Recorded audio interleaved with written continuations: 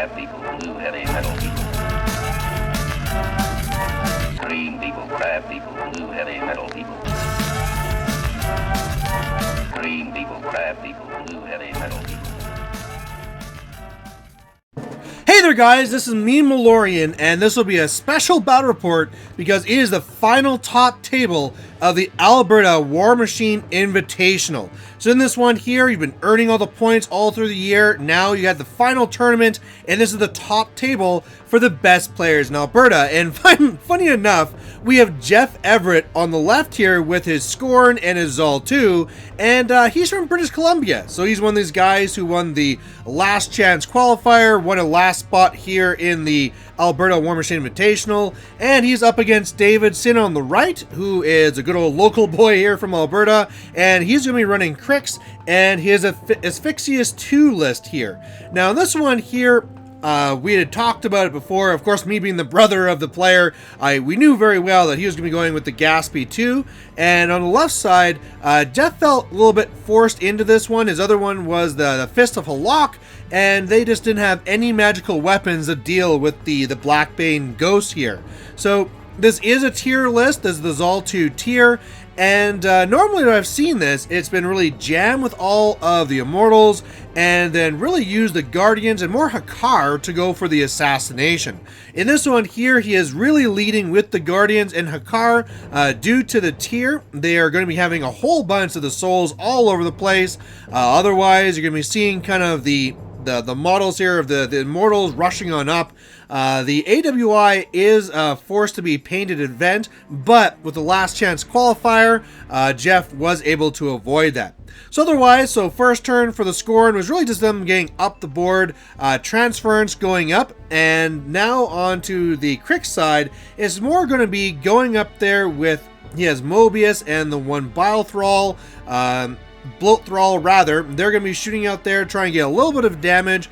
There's a few units on the flanks sneaking up there, the Beast Handlers, and they're actually going to be kind of hiding later because of the Blackbane just making him a ghost. But of course, he doesn't want to kill any of the Immortals now because they have Vengeance, and they're just going to get closer. Otherwise, the rest of the forces are going up, and he puts out a little bit of clouds there to be a little bit of annoying. They're going to be taking a little bit of damage there, the Guardians who went through it, and Hakar.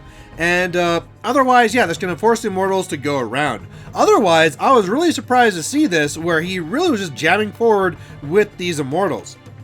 Not the Immortals, the Guardians, and Hakar, because normally they stay back, they're going to come in after, but Jeff is clearly using them to go very far forward and kind of leading the charge. So when I saw this, I really kind of expected David to go in hard against them because they do have defensive strike, so when you get there, you are going to be taking some hits, but after that, of course, Crix can hit very hard, and if you can take those guys out, that's a big part of the list. Otherwise, what Jeff is doing right now is making sure to go up with the Immortals, trying to get up there. It's all about that spacing. The spacing has to be good because, of course, if you have these corrosion AoEs coming in, that's going to be very difficult to try and deal with, and as well, there's also that Vengeance. So you only want to give up a few models and then be able to come back, Vengeance, kill some more, charge in, kill some more, and there you go. So this is what David has to deal with, and at this point here, as a brother watching, I was thinking there's going to be a really good turn to come in here and really strike hard.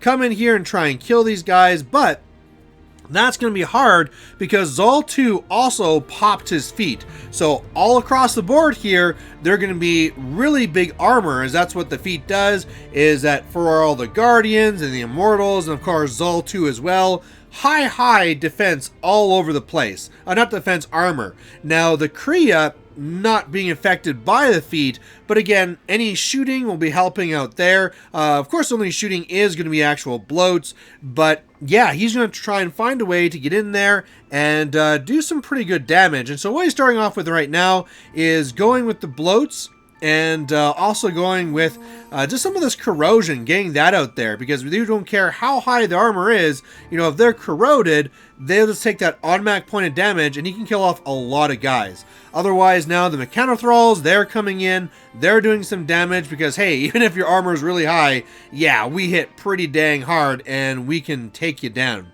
Next, you saw a shot there from the Bloat Thralls, and they're going to kind of scatter off.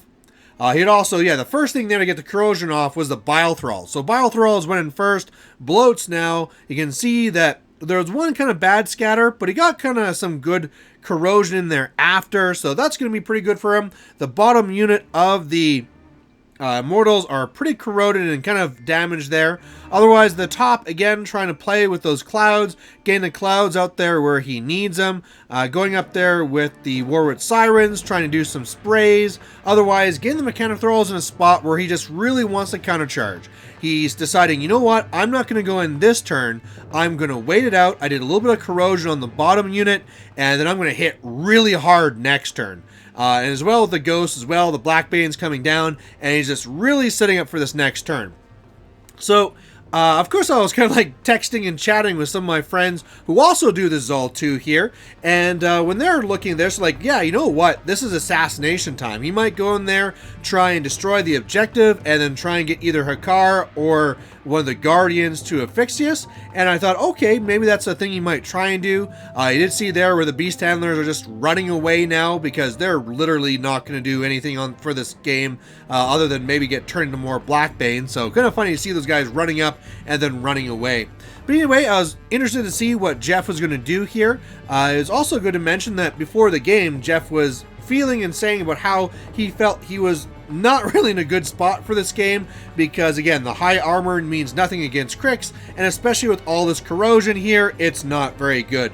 So he's coming here with his some Immortals and making some attacks with the Vengeance, and then once the Vengeance is done, he's going to start coming in here with the Guardians, making some attacks. And of course, they can do a lot of attacks because of how they start with all those tokens. So they can go in there, and if he needs a boost with transference, he can do that. They just need to buy attacks. So he kills off the guys in the zone here, and then he's going to start going to Hakar. Hakar is going to destroy the objective. So that means now Jeff is at one control point. And now I was kind of wondering if he was going to go after the Ephixius like they were saying, but he's kind of a few activations deep, and so that doesn't really seem to be what you'd really be going for. There's too many things in the way now, and so I was wondering what he was trying to do with this. Because now he's kind of putting his guys there, they're kind of in the way, they might just get killed, and now I'm starting to see here what he's going to be doing is going here with the Mortals, and just trying to run up and just kind of like getting in the zone. And it was around this time here that I kind of realized he's not going for assassination play at all. He's actually going for a scenario play. Zaal is at the back there. He destroyed the objective. He's going to be dominating for 2. So now he's at 3 points. And David is in a very bad spot here where, sure, he can come in here and he can try and do some damage, but again, this is where those defensive strikes will be a big deal. Trying to get into the zone, trying to kill these guys, and having enough in here that he can't clear it out next turn. So that's going to be very, very difficult. There is a lot of guys kind of bunched up, so maybe with the Biles and a Bloat you can try and kill off the infantry. But again, it's not really the infantry they'll be doing most of this. It's going to be the Guardians. And whereas there's the Guardians and the Hakar at front who can kind of die and be killed off, there's more Guardians behind who can come in and try and kill things.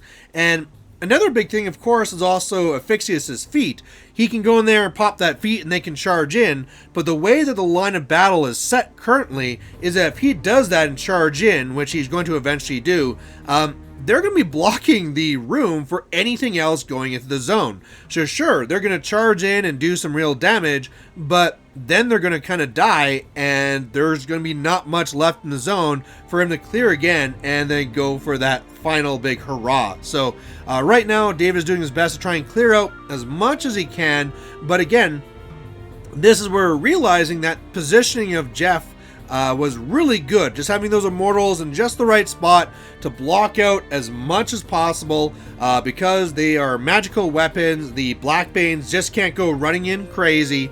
And now you can see here he's trying to make more of a push into the zone. So at this point here, Gaspy2 has popped a feat, and now these feated in Mechanothralls will be charging in. Got a little bit difficult to try and remember who was who, so he's putting down some tokens to kind of remember which guys are those. Of course, also very important because at the end they'll be disappearing, but now he's actually gone through that feat, went in, killed off a few of the front models, but now you can see there what I was talking about where those models who went in are also kind of really blocking things. And now he's trying to sneak in as many Blackbane ghosts as he can, and because of these magical weapons, this is really difficult for him to try and get something in there. If he tries to run past, he'll be taking free strikes. If he's trying to stop in the front, he'll be taking a defensive strike. And yeah, it's just really tough for David to try and get guys in there. So it's funny to see this switch. We're going into this game, we're kind of thinking like, okay, David has the advantage. He's going to come in here and smash all these Guardians and smash all these Immortals. And now he's in this spot here where he's in a very do or die, and there's not really much he can do. I think a big part of this, we're getting to the close to the end here, but a big part of it is going to be how the scenario was good for that, where Jeff could get in there and go for that scenario play, and as well, Jeff getting that first turn. If the Cricks got first turn, they can maybe stop him from going from this, but honestly, this is something that when I was talking to my brother before, he didn't really see this as a play, right? The whole Zaal thing isn't typically a scenario game as we saw it. It was more of assassination, maybe slow attrition game. And so really didn't see this coming. A good move on Jeff Everett making this ballsy, really push hard play, and is now putting David in a bad spot. So he's now trying to get as many models in there as possible. His turn is done, so now all the defeated models disappeared, and you can see there that all he needs to kill off is a few Mechanothralls, which he just kills with Vengeance, and now he has a few of these Blackbanes he needs to kill off as well. And thanks to transference and also these Guardians that he held in reserve, he's able to go up there and just bind attacks and make this happen. So he started off with a few bad ones where at the top the Vengeance did what he needed. At the bottom didn't really work out, didn't kill what he wanted. At the top there, making some attacks, killing off those Blackbanes. So there's really just now the Blackbanes at the bottom, plus one little Stitch Thrall I believe is in there as well.